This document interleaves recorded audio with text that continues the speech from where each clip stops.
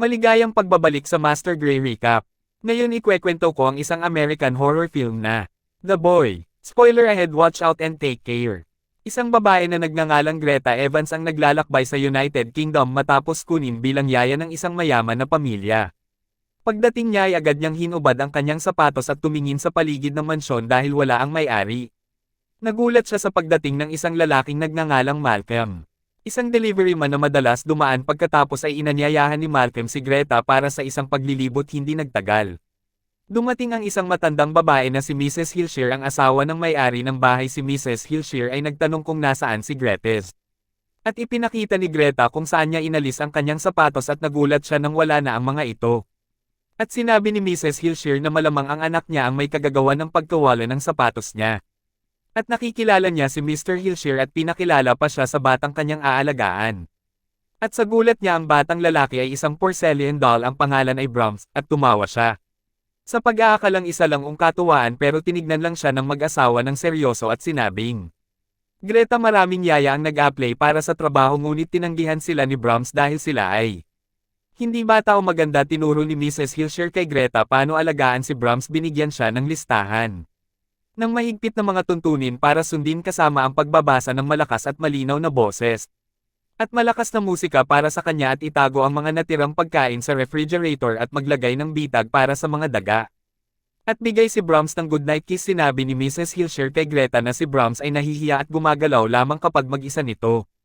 Habang nanonood si Mr. at Mrs. Hilshire ay tinanong si Brahms sa kanyang opinyon tungkol kay Greta. Nakaramdam ng kakaiba si Greta sa kung ano ang kanyang nasaksihan. Si Mr. Hilshire ay sinarado ang pinto para sa privacy. Maya-maya ay lumabas silang dalawa at sinabi nila kay Greta na gusto siya ni Brahms at gusto niyang si Greta ang mag-alaga sa kanya.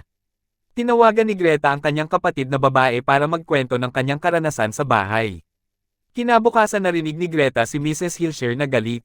Dahil pala hinalughog ni Brahms ang kanyang silid. Pagkatapos ay dumating si Mr. Hilshire na nagsasabi na sila ay magbabakasyon, na iniiwan si Greta na mag-isa kasama si Brahms.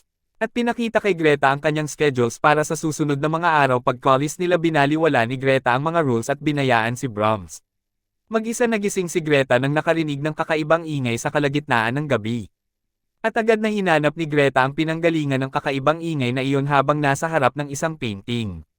May isang bagay na galing mismo sa dingding para sa kalin siya, ngunit isa palang bangungot. Pagkatapos ay pumasok si Greta sa silid ni Brahms at nakita niyang tumulo ang mga luha sa kanyang mga mata ng suriin. Lumalabas na tumutulo ang kisame. Sa gabing iyon biglang may tumawag kay Greta. Ngunit nang kunin niya ito, walang nagsasalita. Sa umaga ay dumating si Malcolm upang maghatid ng mga groceries. At nagtanong si Greta ng ilang mga katanungan tungkol kay Brahms. Sinabi sa kanya ni Malcolm na si Brahms ay dating tunay lalaki at nag-iisang anak ni na Mr. at Mrs. Hilshire, ngunit isang araw nasunog ang kanilang bahay. At pagkatapos na hindi makatakas sa tamang oras namatay si Brahms, ang manika ay isang mekanismo lamang para gayahin ang anak nila. Para harapin ng pamilya ang kanilang pagkawala. Pagkatapos ay inanyayahan siya ni Malcolm na makipag-date noong gabing iyon. At pumayag si Greta habang kituwag ang kanyang kapatid. Nakita niya si Brahms na pinapanood siya nito. Isinara ni Greta ang pinto at nagpatuloy sa pagligo si Greta. Gayunpaman, nagulat siya nang napag-alaman na ang kanyang buhok ay ginupit at ang kanyang damit at kwintas ay nawawala. Umakyat siya sa hagdan at biglang ang hagdan ng atik ay nagsasara. Mag-isa si Greta ay nakalock sa loob. Dumating si Malcolm upang sandiin si Greta.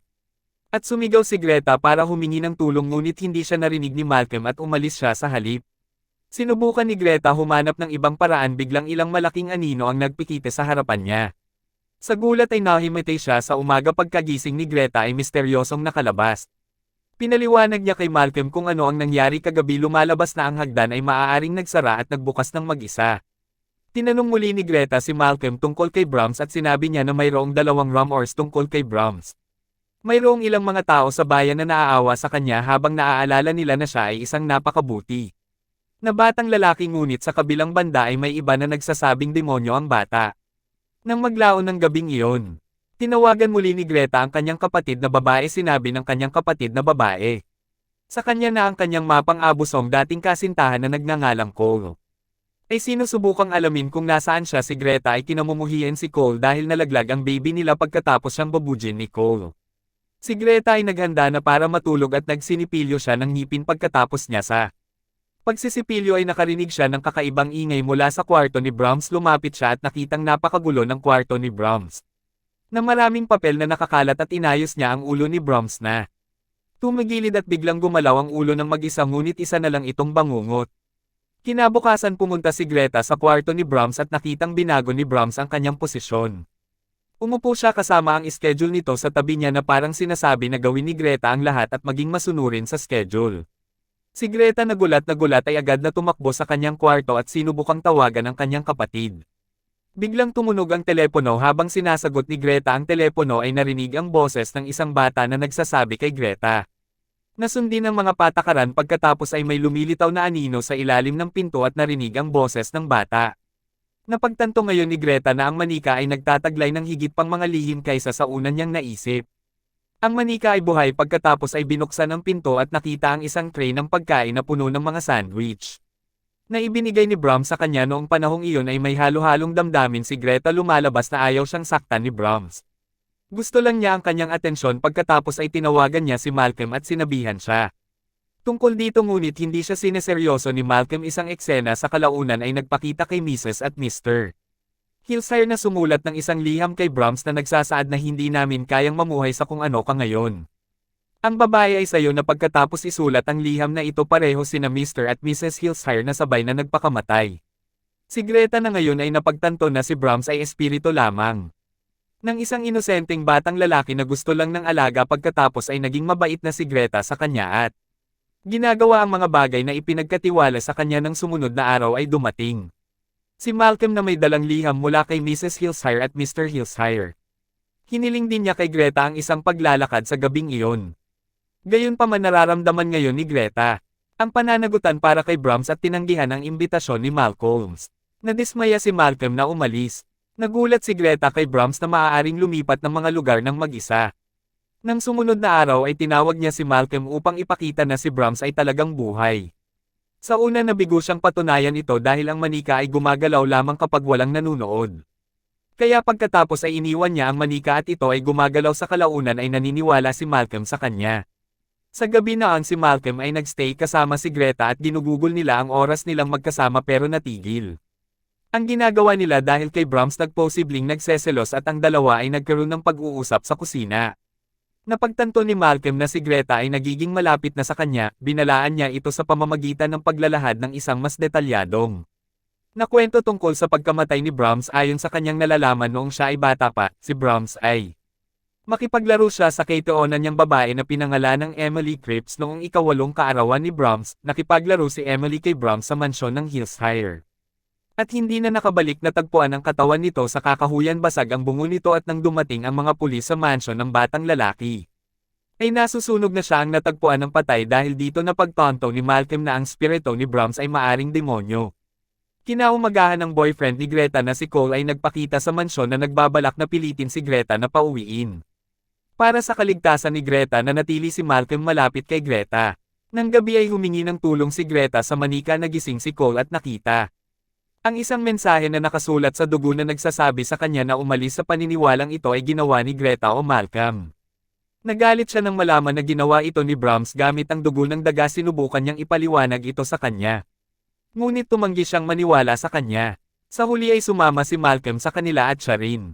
Para kumbansihin si Cole na marami pang iba sa manika kaysa sa nakikita. Nagalit si Cole at pinagdurog-durog niya ang manika. Ito ay nagsisimula sa mga ilaw sa bahay na kumurap. Nagsimulang yumanig ang bahay at nakarinig sila ng mga ingay sa likod ng mga dingding. Sinubukan ni Cole na alamin kung saan nanggagaling ang ingay tapos biglang sumabog ang salamin. Nahulog si Cole sa likod. Mula sa isang butas sa likod nito lumabas ang isang lalaki na lumalabas na ang tunay na anyo at nasa hustong gulang na si Brahms na nakasuot ng isang porselana na maskara na kapareho ng mukha ng manika. Hinarap ni Brahms si Cole at pinatay. Si Malcolm at Greta ay natakot at tumakbo para sa kaligtasan. Natuklasan ni Greta at Malcolm ang silid ni Brahms. Doon ay nakakita sila ng isang manika na gawa sa nawawalang dress ni Greta, mga buhok at alahas na nasa higaan ni Brahms. Mula sa silid na iyon si Brahms ay pinagmamasdan si Greta. Sa lahat ng oras na ito ay natagpuan din ni Greta ang liham ng palm mula sa ibinunyag ng Hilshires. Ang kanilang plano na iwan si Greta bilang kabiyak ni Brahms. Pagkatapos ay nahanap sila ni Brahms at pinatumba si Malcolm na nagbabantang papatayin siya kapag umalis siya. Si Greta ay nakatakas sa bahay ngunit bumalik upang iligtas si Malcolm armado ang sarili niya gamit ang isang screwdriver. Pinaalala ni Greta ang rules at pinilit si Brahms na matulog, humihingi siya ng goodnight kiss. Nang sinubukan niyang halikan siya ay sinaksak siya nito. Sinubukan siya ni Brahms na sakalim ngunit itinulak niya ang sandata ng mas malalim at bumagsak siya. Iniligtas ni Greta si Malcolm at nakatakas sila sa bahay. Sa pangwakas na eksena ng pelikulang, si Brahms ay makikita na pinagsasama-sama ang mga piraso ng manika na nagmumungkahi na malamang na buhay pa siya. Mula sa lahat ng ito maaari nating mahihinuha na si Brahms ay hindi kailanman namatay sa unang pala. Ay palaging isang baluktot na maliit na bata at natapos niya ang pagpatay kay Emily Cribb sa kanyang ika-8 kaarawan upang iligtas siya mula sa mundo ng kanyang mga magulang. Sinunog ang sarili nilang bahay at peke ang kanyang kamatayan at itinago ito sa mga dingding ng kanilang engranding mansyon. Sinasalamin din nito kung bakit nagpakamatay sina Mr. at Mrs. Hilshire sa huli. Ang kanilang pagkakasala ay higit pa sa kanilang pagmamahal sa kanilang anak at sila ay nagpasya upang wakasan ang kanilang sariling pagdurusa. Mayroon ding ilang mga pahiwatig na ibinibigay sa buong runtime ng pelikula na humahantong sa malaking revelasyon sa simula ng pelikula nang sabihin ni Mrs. Hilshire kay Greta ang tungkol sa mga patakaran ng bahay. Nilinaw niya na gusto ni Brahms ang kanyang musika na malakas at malinaw at nagmumungkahi na dahil nakatira si Brahms sa dingding. Ang musika o anumang binabasa sa kanya ay dapat sapat na malakas upang marinig sa mga dingding. Ang Hilshires ay mukhang partikular din sa pagpapanatiling dapat walang anay sa kanilang bahay.